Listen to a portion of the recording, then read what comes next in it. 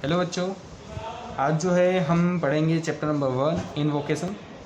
Invocation जो chapter है ये एक पोएम इसमें आपको दी गई है और इन्वोकेशन का जो हिंदी मीनिंग है जिसे मंगल चरण, यानी कि कुछ ऐसी बातें हैं जो आप मंगल यानी अच्छी बातें बताई जा रही है। और कहाँ से लिया गया है ये लिखा हुआ है यहाँ पे, ट्रांसलेटेड फ्रॉम द अथर्ववेद, ये लिखा हुआ है यहाँ पे। जो अथर्ववेद है वेदों से लिया गया है। और वेद में कौन सा वेद है? ये 4 वेद होते हैं, उन वेद में से अथर्ववेद से लिया गया है।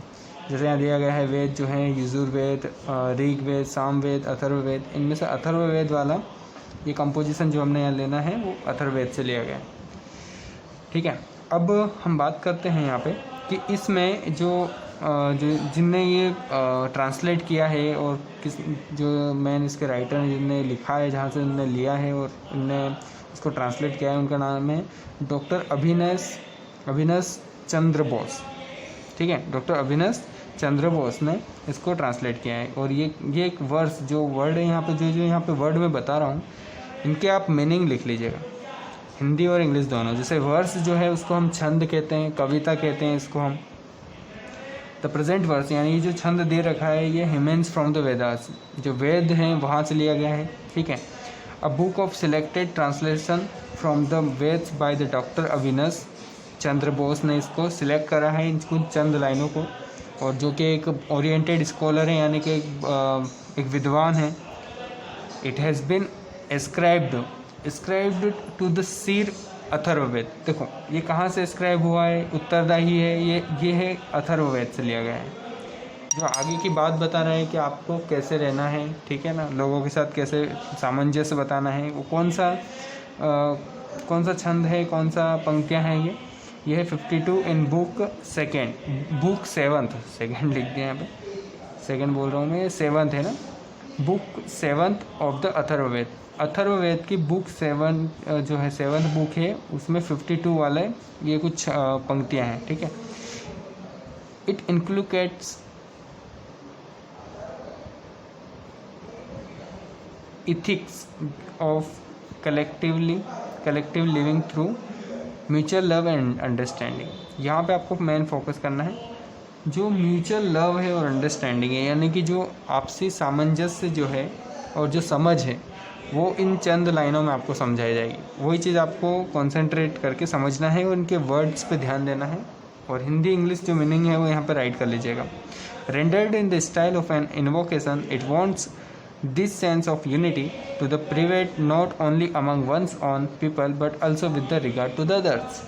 यानी कि जो यहाँ पर इन लाइनों को जो गाया गया है वो इन वोकेशन के अंदर वहाँ से लिया गया है। और एक ये क्या बताना चाह रहा है, गा के क्या समझाया जा रहा है इसमें, कि हमें जो यूनिटी है, एकता का मतलब बताया गया है इसमें।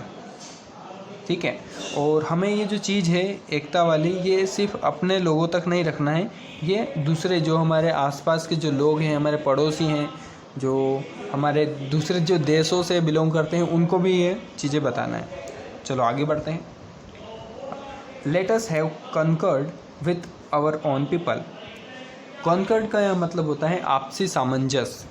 हमें सामंजस्य बनाना है, यानी कि एक दूसरे के साथ रहना है और तालमेल बना के चलना है। ठीक है, और ये सिर्फ और सिर्फ हमारे साथ नहीं करना है, हमें हमारे ओन पीपल के साथ नहीं करना। ओन पीपल यानी आपके घर में रहने वाले लोग, आपके पड़ोस में, आपके गांव में, आपके शहर में, आपके ज़िले में, आपके देश में रहने वाले लोग जो हैं वो आपके ओन पीपल यहाँ पे बताए गए हैं। अगर आप बात करें, अगर अदर पीपल जो स्ट्रेंजर है, जिनको आप नहीं जानते, तो और भी हो सकते हैं बहुत सारे लोग जो आपके देश में हैं।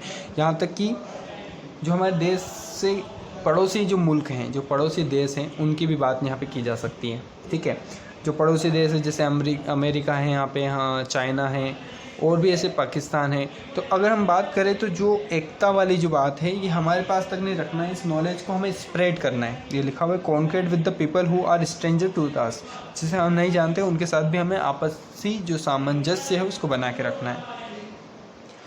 यहाँ पर आश्विन जो नाम दिया गया है वो एक किसी गॉड को बताया गया है, यहाँ पे भगवान को बताया गया है, देवता जिसका मैंने यहाँ पे वर्ड लिखा है आपके लिए। ठीक है, तो आश्विन यह देवता को बताया गया है जिनने क्या किया है, क्रिएट किया है, बनाया है between us the stranger a unity of heart, यानी कि एक एकता स्थापित की है उन देवताओं ने जो हमारे और जो स्ट्रेंजर लोग हैं उनके बीच में, ठीक है। अब इसी एकता के जो सिद्धांत है उन पे चलना है और लोगों को भी समझाना है और इस ज्ञान को सब में बांटना है। ये इस पूरे के पूरे पहले वाले कुछ पंक्तियों में, कुछ लाइनों में समझाया गया है। आगे पढ़ते हैं। मे वी यूनाइट। यूनाइट का मतलब होता है एक हो जाए। मे वी यूनाइट, हमें एक हो जाना है। आवर माइंड मतलब हमारे दिमागों से, ठीक है। यूनाइट इन आवर पर्पस यानी कि हमारे उद्देश्य से एक हो जाए, हमारी सोच एक हो जाए, हमारे उद्देश्य से एक हो जाए। And not fight against the divine spirit with us, ठीक है। हमें फाइट नहीं करना है, हमें लड़ना झगड़ना नहीं है आपस में। और डिवाइन स्पिरिट यहाँ पे उन दिव्य आत्माओं को बोला गया है, जैसे कि जो ह्यूमन बीइंग है वो आपस में भगवान की ही एक कलाकृति है, भगवान के ही बच्चे हैं, तो उनको भी हम दिव्य आत्मा बोल सकते हैं। तो इनके बीच में आपस में ही लड़ना नहीं है। और जो बहुत सारे ऐसे जो भगवान ने जीव बनाए हैं उनसे लड़ना नहीं है, आपस में तालमेल बना के रखना है। Create between us and stranger a unit of heart, यानी कि एकता बना के रखना है हमारे और स्ट्रेंजर के बीच में।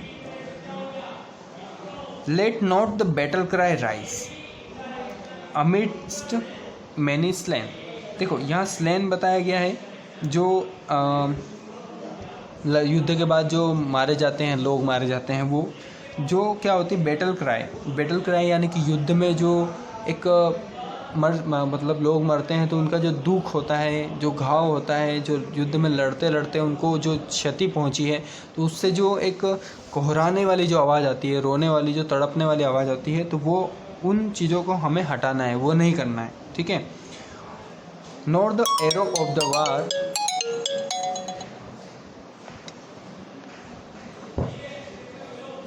Not the arrow of the war god fall with the break of the day. किसी भी प्रकार के हमें धनुष बाणों की ज़रूरत नहीं है, ठीक है। और हमें ये ऐसे दिनों को छोड़ना है, ऐसे दिन कभी ना आए, ठीक है। इस पूरी लाइन में ये समझाया गया है। तो याद रखिएगा, इसमें जो जो मीनिंग मैंने आपको बताया है ये आपको लर्न करना है। ये चैप्टर यहाँ फिनिश होता है। इसके कुछ क्वेश्चंस हैं, ठीक है। क्वेश्चंस जो हैं वो आपको जो कंप्रहेंशन में मिल जाएंगे, तो इन क्वेश्चंस को आपको लर्न करना है, क्वेश्चन को समझना है और फिर उनको राइट करके उनके आंसर भी आपको समझ के उनको लर्न करना है, ठीक है। और यहाँ पर बहुत सारी बुक एक्टिविटी है, जैसे कि आपको फिलअप करना है, कॉलम ए को कॉलम बी से जोड़ना है। तो ये चीज़ पूरा कंप्लीट हो जाएगा। फिर हम बात करेंगे द डायमंड नेकलेस की, ठीक है। तो हमारा चैप्टर यहाँ पे ख़त्म होता है। आज की क्लास यहीं पे ख़त्म करते हैं।